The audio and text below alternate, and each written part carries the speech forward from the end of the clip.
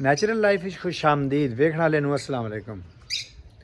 अज जुम्मे का दिन आया घर वेले ही आस मैं कि चलो कोई थोड़ा बहुत जरा ना वो तो छत का कोई माहौल सदा कर लीए।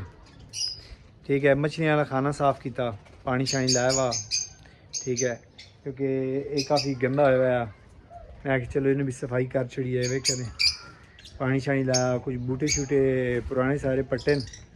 टोटल जितने भी बूटे पुराने लगे हुए हैं सारे पट गए। उधर क्यारियां में भी अगे पिछे सारे सफाई की, गोबर शोबर पा के ना खाद इन्होंने दोबारा तो एक बार रिन्यू किया। क्योंकि गोबर जड़ा ना ये समझो कि बूटियां वास्ते काफ़ी ज़्यादा बेहतर चीज़ है। वेखे ने इस जो पनीरी आती है, पनीरी आन के लाई है टमाटर मिर्चों की और इन चीज़ों की।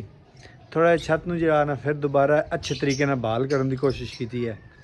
क्योंकि अगर रोज़े पे रोज़े की गल टाइम फालतू होना तो छत ही बहना खिलाना तो रौनक मेला थोड़ा बहुत होना चाहिए। मैं कि चलो ये अज जुम्मे का दिन है, ये चीज़ कर लीए। बाकी लव बर्ड भी माशाल्लाह अच्छे जा रहे हैं। ठीक है, दोबारा को बच्चे शच्चे दिते हुए हैं तो दोबारा माहौल बनाया हुआ है। क्योंकि वो जो पर कोने वाला एला खाना ना एला ये चौक देने वास्ते जा ना मादी जा रही है, मतलब कि ये अंदर बच्चे हैं।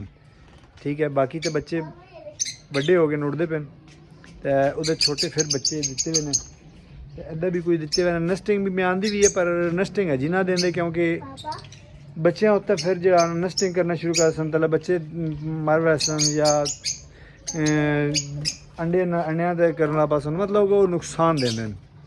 बाकी इंशाल्लाह नई वीडियो में भी तुहानू अच्छी तो अच्छी मालूमात देसां। ठीक है, फिलहाल होना ताई इतना ही।